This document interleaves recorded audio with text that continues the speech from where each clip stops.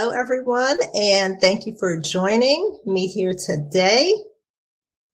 My name is Dr. Lisa Drew. I am an emotional mastery life coach, best-selling author, and sought-after speaker.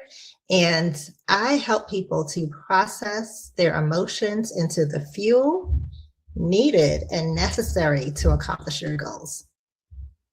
So I am so glad to be here today and discuss this topic with you. Feel free to drop questions or comments below, and I will respond as quickly as I can, probably towards the end of the session. But today's topic is respect without resistance, breaking the fawn response through emotional mastery. So let's begin. I once heard a woman say something that stopped me in my tracks. She said, I feel like I walk into every room as the thermostat. Before I speak, I check the temperature. Before I ask for anything, I adjust myself. I'm always regulating the room, but no one is regulating for me. She wasn't being dramatic. She wasn't angry. She was, however, exhausted. She didn't realize that she had been trained to manage emotional environments instead of participate in them. Do you ever feel like that? Like you are constantly managing emotional environments instead of being a real participant in them? This is the fawn response, okay? And when I say fawn, I'm referring to our fear responses where we have fight, flight, freeze, or fawn. And the fawn response is its most common adult form. So your nervous system learned that safety comes from anticipation. So instead of asking, what do I need right now? Your body asks, what does everyone else need?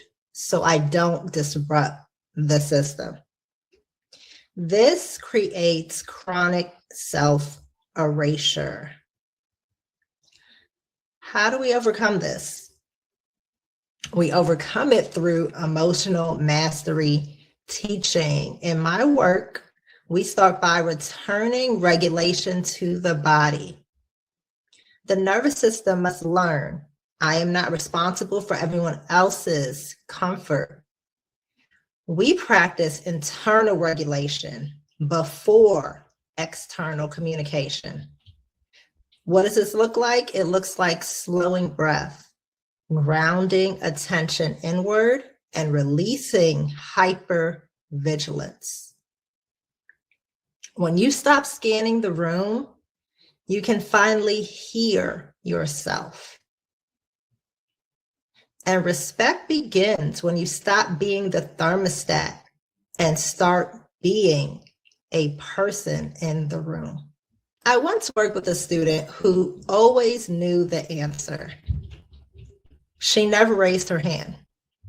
Not because she lacked confidence in her intelligence, she was brilliant, but because she had learned early that attention can be dangerous. So she stayed quiet. She stayed agreeable. She stayed invisible. Years later, she was an adult who still knew the answer and still didn't speak. This story shows how early emotional conditioning becomes adult identity. When the nervous system learns that visibility leads to criticism, rejection, or instability, chooses silence instead. Over time, the silence becomes automatic. Not because you don't have a voice, but because your body learned that using it isn't safe.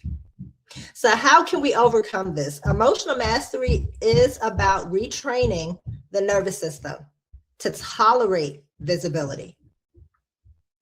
We don't force expression, we build capacity. Okay, now what's happening inside of us is that every time we are in any kind of social environment, our nervous system is being triggered. And it can be by the slightest thing. It may not even be from your environment. It could be from a passing thought that you had. In that moment, you begin to feel unsafe. And when that is not acknowledged and dealt with, it can begin to spill over into that hypervigilance that we were talking about earlier. Okay, so we do not force expression in this moment, we build capacity. So what I teach people to do is to speak while regulated. Pause without apologizing and allow silence without rushing. So visibility becomes safe when the body no longer interprets it as threat. In these moments, you don't need more courage. I see people teach that all the time, to feel the fear and do it anyway. That makes things possible. Yes, you can accomplish your goals, but you will feel worn out. When you are doing this, by the time you go home from this social interaction, and it could be a social interaction at work because you are interacting with other human beings at work. So it could be at work, it could be a party, it could be a family setting. But if we fail to regulate in that moment, if we fail to allow the emotion to be heard by you, it will cause us to spiral. Okay, so in that moment, you don't need more courage, you need capacity. You need capacity. And these are skills that work. These are skills that need to be practiced. It's not something that you can just learn one time and and it's going to be second nature. Just like riding a bike, you need to practice it. It needs to become muscle memory. But after that, it is going to be so easy to continue and you will never forget. You will never forget, because just like you learn how to ride a bike and that was hard and it was a lot of falling off and scraping of the knees. But even if you picked up a bike today, you would still know how to ride it. Muscle memory. Okay, so practicing, learning first, and then practicing how to regulate your nervous system in the moment is a skill worth having, is a skill worth perfecting, because once you do, it gives you the fuel to accomplish your goals. It gives you the fuel to accomplish your goals, and that can be your goals with your family, that can be your career goals, that could be your business goals. You will have the fuel and no longer feel drained every day. Because fawning feels very draining. It feels very draining because you're not in a relaxed state. Picture a family dinner. Someone makes a sharp comment. The room tightens. Everyone pauses. One person steps in to smooth it over. They change the subject. They make a joke. They redirect the tension. Everyone exhales. The person becomes known as the mature one, but no one ever checks on them. This is how emotional labor becomes invisible. Peacekeepers are often praised, but not protected. And I will also add that peacekeepers seldom are regulating those emotions or their own. They just have become very good at pushing them to the side. But when you consistently regulate others, people assume that you don't need regulation yourself. And this trains systems to overlook your needs. Ways that we can overcome this. My teaching here is emotional containment. I teach how to allow discomfort without fixing it. Let tension exist without rescuing, and stay present without intervening. If we are constantly fixing the tension in social situations, people are going to wait for you to fix it instead of finding solutions on their own. When you stop rushing to stabilize others, systems can recalibrate. You don't lose kindness, but you gain self-respect. Imagine you're on a boat with other people. Water starts coming in. Instead of asking for help, you start bailing alone. Faster, harder, quietly. Everyone relaxes. Eventually, you're exhausted and resentful. This is the cost of unspoken needs. People assume things are fine because no one says otherwise. Resentment builds, not because others failed you, but because you didn't feel safe asking for support. So how do we overcome this? In emotional mastery, we replace silent endurance with regulated self-advocacy. We teach the nervous system it is safe to need help. Support becomes possible when the body stops equating need with danger. Needs are not weakness, they are information. People often think boundaries are like walls, but boundaries are actually more like doors. They open and close based on safety. The problem isn't that people don't know where the door is. The problem is that panic makes the door swing back open. Boundaries fail when the nervous system is dysregulated. Fear creates over-explaining. Urgency creates collapse. How do we overcome this? I teach boundary regulation before boundary language. So before saying no, we stabilize.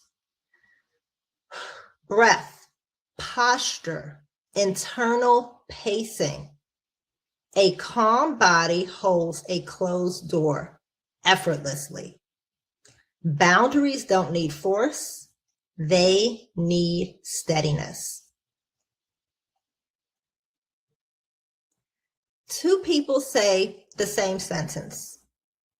I'm not available for that. One is respected.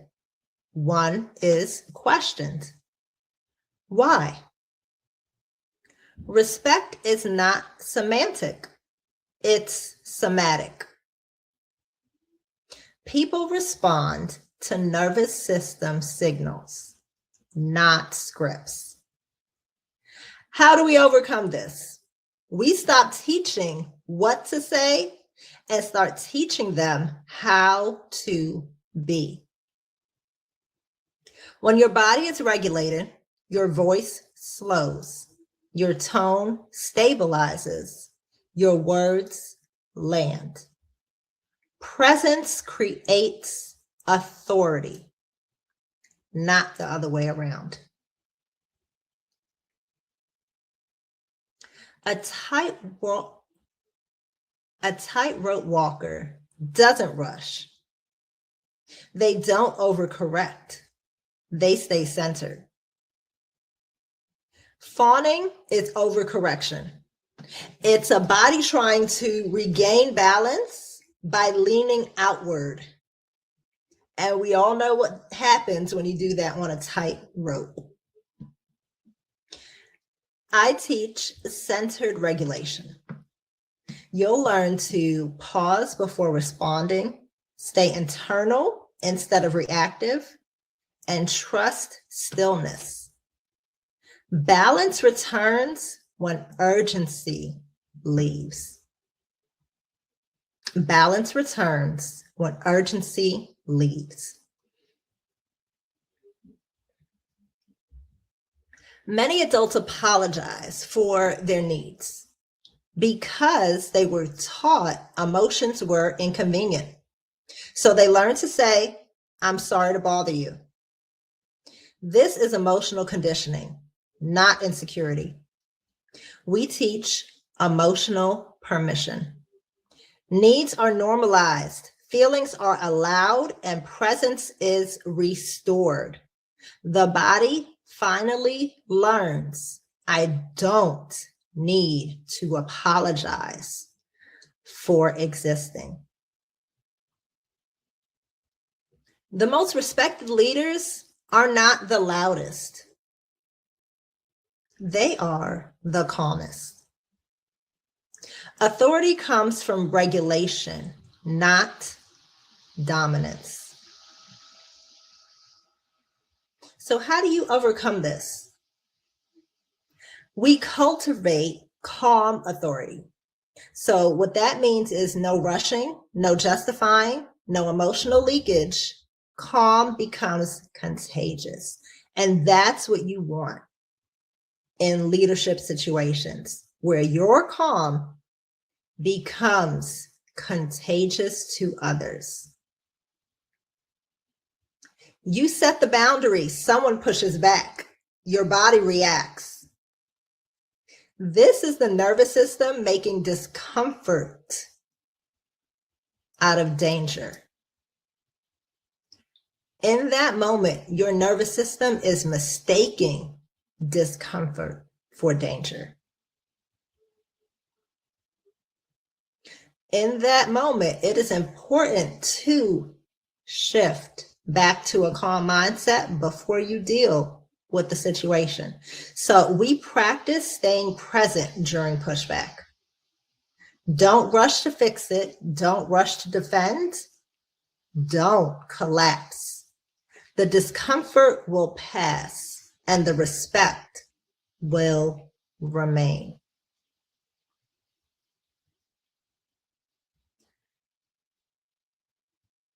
Imagine standing in front of a mirror. For years, you adjusted yourself so others felt comfortable. Today, you can stop adjusting. You stand ready. You stand steady. Emotional mastery is identity. When regulation becomes familiar, respect follows naturally.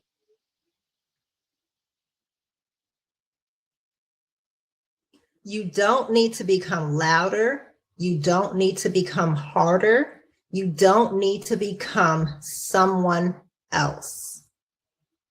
You need emotional steadiness. Respect doesn't come from resistance. It comes from regulation. Join me for a respect without resistance session and learn how to hold your ground with calm confidence, emotional clarity, and unshakable self-respect. Secure your spot, steady your body, and step into the world of emotional mastery. Let me leave you with one final idea, and it may be the most important one of all. Most people who fawn are not weak. They're fast. What do I mean by that? They respond quickly. They adjust quickly. They soothe quickly. They explain quickly. Because their nervous system learned that speed equals safety. But emotional mastery teaches something radically different. Safety comes from the pause. This is where the we'll see theory becomes essential. The we'll see theory is the name of one of my books. It is based on an old parable. And I'll tell you the story quickly. The parable is about a farmer and his horse. The farmer lived in a small village with his horse and his family. One day, the horse runs away. Everyone in the village came over and said, "Oh, we're so sorry for your loss. This is so terrible." And the farmer said, "We'll see." 2 days later, the horse comes back with 2 wild horses. Everyone in the village comes by and says, "This is so wonderful for you. Now you have 3 horses. This is such great news." The farmer said, "We'll see." His son was riding one of the horses and was thrown off and broke his leg. Everyone in the village came by and said, "We're so sorry for your son. Terrible news." And the farmer said, "We'll see." A few days later, the army officials came by to take all of the able-bodied young men because there was an impending war. The son was not taken because of his broken leg. Again, all of the villagers came by and said, "This is good news for your family. We're happy for your son." And the farmer said, "We'll see." So what this parable teaches, and in the book, what I elaborate on and give examples of, is how to stop quickly jumping to the idea that something is good or bad. Because once we label something good or bad, we've put the nail in the coffin, so to speak. And essentially, we are jumping to conclusions because we don't know the end of the story yet. Okay, so the we'll see theory is not about indecision. It's not about sitting around not doing anything. It is about deliberate regulation, not allowing your nervous system to react and pull you in every direction without your permission. So the we'll see theory is the practice of creating just enough space between stimulus and response for the nervous system to settle. So your response is chosen, not reflexive. Fawning collapses that space. The we'll see theory restores it.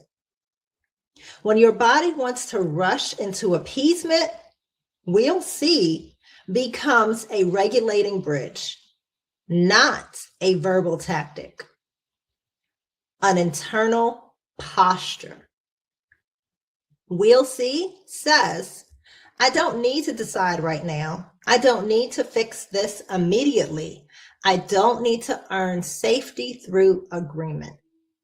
It tells the nervous system, I am safe to pause. And that pause changes everything. Because once the body settles, clarity emerges. You no longer say yes out of fear. You no longer over-explain out of guilt. You no longer soften the boundaries to avoid discomfort. You respond from steadiness instead of urgency. This is how respect is built, not through resistance, but through regulated delay.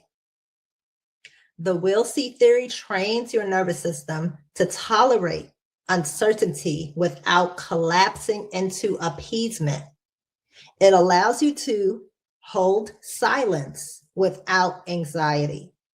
Let others sit in discomfort without rescuing. Maintain boundaries without immediate explanation. Stay grounded when pressure is applied. In other words, it turns, I need to make this okay right now, into, I trust myself to respond when I'm steady. And when you stop rushing to be safe, you start being respected. Because a regulated pause communicates authority. It signals self-trust. It signals stability. And stability is what people respect.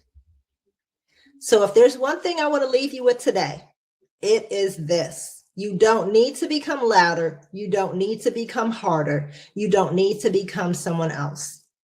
You need space. Space to breathe, space to regulate, space to choose. That space is where your power lives. Respect does not come from resistance. It comes from regulation. And regulation begins with the courage to say internally or out loud, we'll see. So thank you again for joining me today and for listening in on this topic. Feel free to put your comments and your questions down below. This has been Respect Without Resistance, Breaking the Fawn Response Through Emotional Mastery. And if you are interested in reading The We'll See Theory, it is available on Amazon, so feel free to check it out. I can try to post it below. And if you have any additional questions or you want to set up a coaching session, feel free to reach out. Be sure to follow, like, subscribe, all of the things. And it was wonderful spending this time with you today. Again, I am Dr. Lisa Drew, emotional mastery coach, best-selling author, and sought-after speaker. And I hope this helped you just a little bit today. I'll see you next time.